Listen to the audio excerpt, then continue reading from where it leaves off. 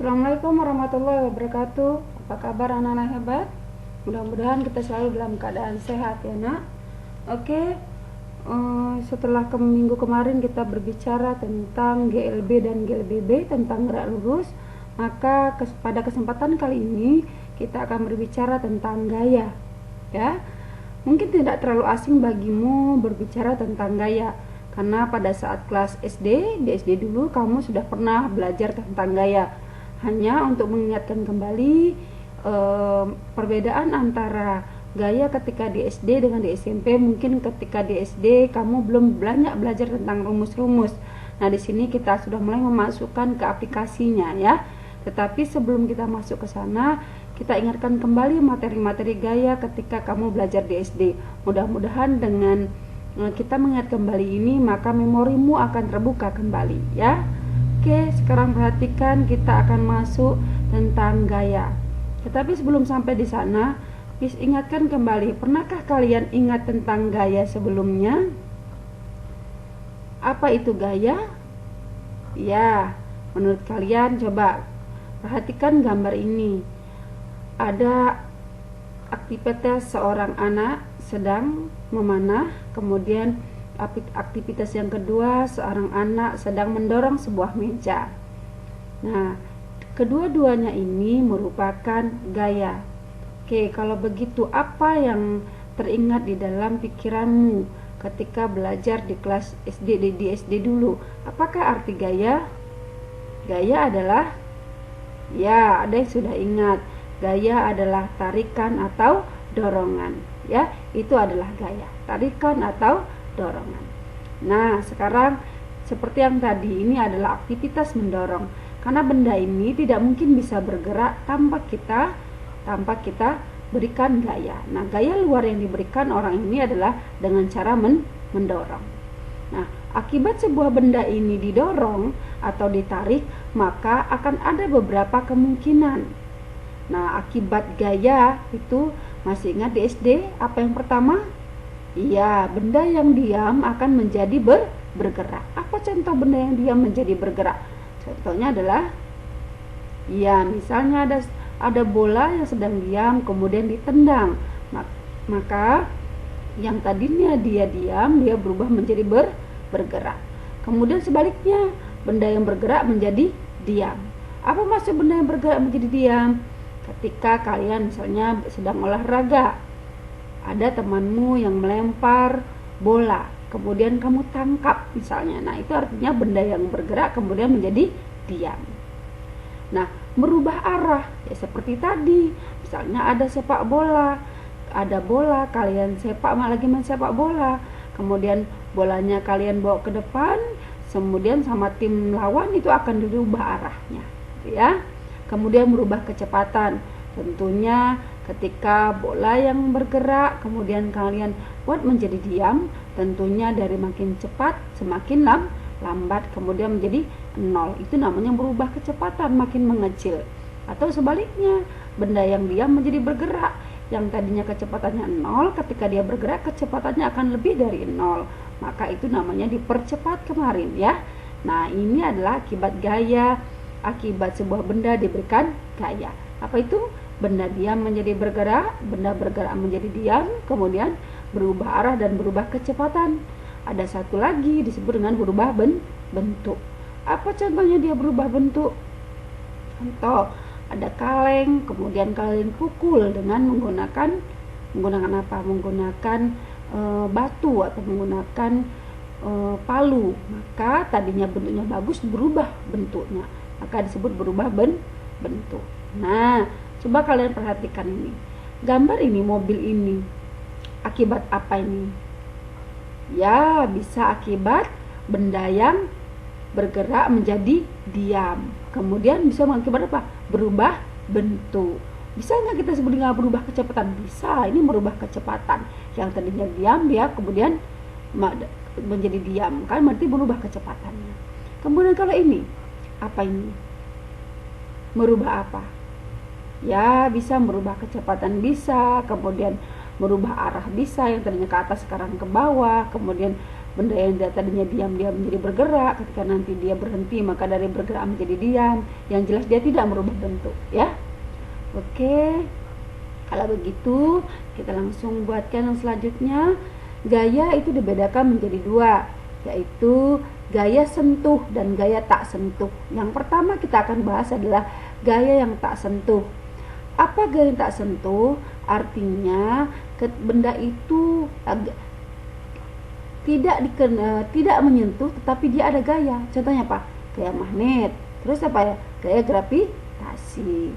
Kemudian gaya listrik, ya, dan lain-lain. Nah, yang mana yang gaya magnet?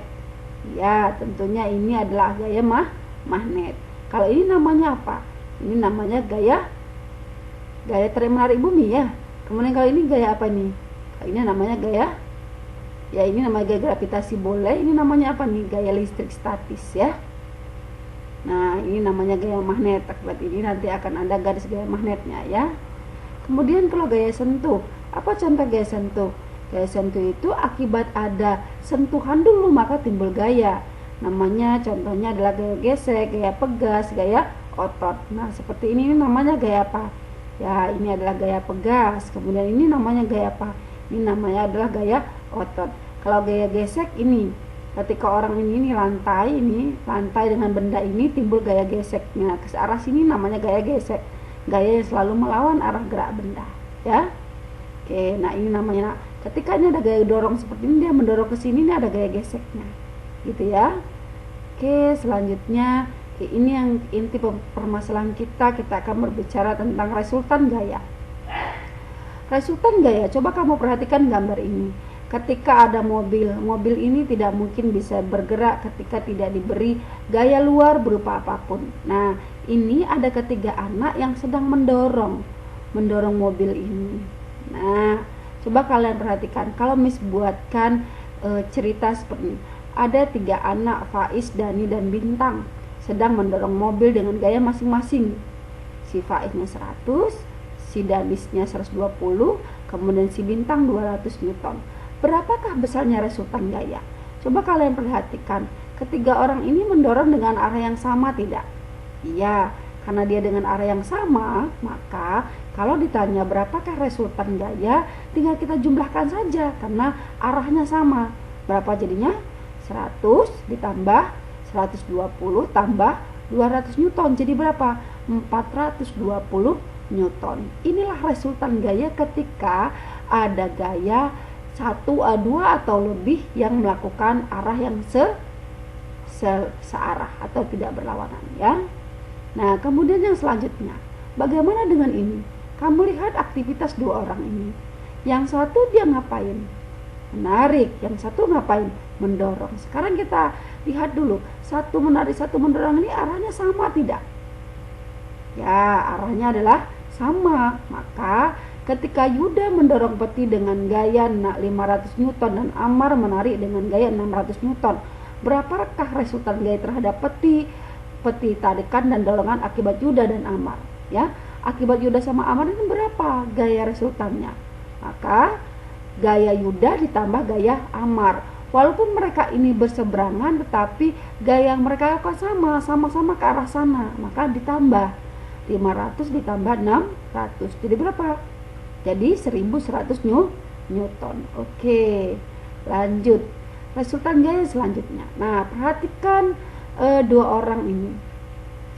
Satu Umar dan satu Amir melakukan tarik tambang. Kamu lihat kalau dia tarik tambang berarti arah yang mereka lakukan searah atau tidak? Iya, satu ke arah sini, satu ke arah sini, artinya berlawanan, ya. Nah, ketika dia berlawanan, contoh Umar dan Amir sedang bermain tarik tambang. Umar memberikan gaya 180 Newton dan Amir 130 Newton. Berapakah resultan gaya dan siapakah yang memenangkan permainan? Nah, berdasarkan cerita ini, maka penyelesaiannya adalah resultan gayanya kita lihat. Ada Umar dan ada Amir. Ingat ya, Nak? Ini bukan ditambah. Ini bukan ditambah ya, Nak. Ini dikurang. Ini misalnya ini bukan ditambah tapi hasilnya benar.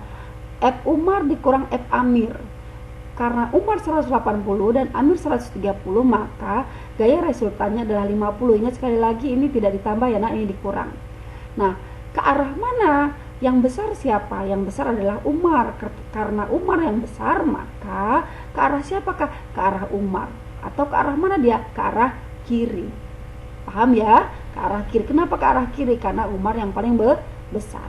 Siapa yang memenangkan pertandingan? Tentu saja yang menang pertandingan yang punya gaya paling besar. Siapa yang paling besar? Yang paling besar adalah Umar. Oke, lanjut. Nah, ketika ada soalnya seperti ini, nih ada segitiga siku-siku seperti ini, P ke Q-nya 6 Newton, kemudian Q ke R-nya 8 Newton, gitu ya. Pertanyaannya, berapakah resultan gayanya? Perhatikan ini. Yang namanya resultan gaya, nih, pertanyaan dari P ke R, berapakah dia? Cara penyelesaiannya ketika dia siku-siku seperti ini, maka P gaya dari P ke R kuadrat P ke R kuadrat sama dengan gaya dari P ke Q kuadrat ditambah P ke Q ke R kuadrat. Sehingga kalau kita lihat dari P ke Q kan 6 Newton, kita masukkan 9 Newton. Lalu dari Q ke R berapa Newton? 8 Newton. Maka kita masukkan 6 dikuadratkan 36, kemudian 8 dikuadratkan 64, maka ketemunya jadi berapa? 64 ditambah 36, jawabannya adalah 100 Newton. Tapi maaf ya nak, ini yang benarnya adalah 6 kuadrat Newton dan 8 kuadrat Newton, bukan 8 N kuadrat. Jadi N nya setelah kuadrat ya nak. Ini kamu ganti nanti si N di sini dan si N di sini ya, bukan yang di sini. Jadi 6 kuadrat N tambah 8 kuadrat N, maka ketemu jadi 36N dan 64N. 36 tambah 64, maka ketemu jadi berapa? 100 Newton, tetapi dia masih kuadrat. Maka ketika kita akarkan akan ketemu 10 Newton. Maka gaya dari P ke R itu adalah 10 Newton. Oke ya. Oke, ini ada beberapa soal. Ini soal 1, ini soal 2, kemudian ini soal yang ketiga ya. Nah, ketiga soal ini kalian kerjakan di rumah tentang resultan gaya, lalu kumpulkanlah di classroom, gitu ya. Nah, sekarang sebelum kita masuk minggu depan, ini ada tugas untuk kamu tentang hukum Newton. Kamu praktikkan di rumah ini, ya. Nah, ini pertanyaannya, mengapa ketika kita naik motor tiba-tiba motor direm? Mengapa ketika kita naik motor tiba-tiba motor direm, tubuh kita terdorong ke depan? Lalu, mengapa saat di kendaraan kita wajib menggunakan sabuk pengaman? Gitu ya. Itu pertanyaannya. Kemudian prakteknya di rumah adalah seperti ini. Sederhana sekali. Ambillah 1 lembar kertas HPS, kemudian dan 1 buah gelas. Apa yang harus kamu lakukan? Letakkan selembar kertas di atas meja, kemudian letakkan gelas di atasnya. Lalu tariklah kertas secara horizontal, yang mendatar ya perlahan. Amati apa yang terjadi. Ulanglah sampai 3 kali. Lalu tarik lagi kertas secara horizontal tapi dengan hentakan, dengan cepat. Ulangi hingga 3 kali. Nah, lalu setelah itu bagaimana keadaan gelas pada saat perlakuan nomor 2 dan bagaimana keadaan gelas ketika perlakuan nomor 3. Nah, apa yang mengakibatkan perbedaan antara gelas nomor 2 dan nomor 3? Berapa besar resultan gaya pada benda yang diam? Nah, ya, jadi setelah kamu percobaan nanti kamu bisa tahu mana benda yang diam. Apa yang dapat kamu simpulkan? Berdasarkan percobaan dan diskusi yang telah kamu lakukan, apa yang dapat kamu simpulkan? Jadi ini kamu boleh menyimpulkan. Nah, di sini nanti misalkan buatkan satu kelompok 2 orang, nanti bisa saling bekerja sama dan untuk dapat menyimpulkan hasil kesimpulan ini. Oke ya, sampai di sini saja pertemuan kita tentang resultan gaya dan hukum ke-1 Newton. Nanti pertemuan selanjutnya kita akan bahas tentang hukum 1 Newton ini setelah kalian melakukan percobaan ini di rumah. Oke, Miss akhiri sampai di sini. Assalamualaikum warahmatullahi wabarakatuh. Tetap semangat.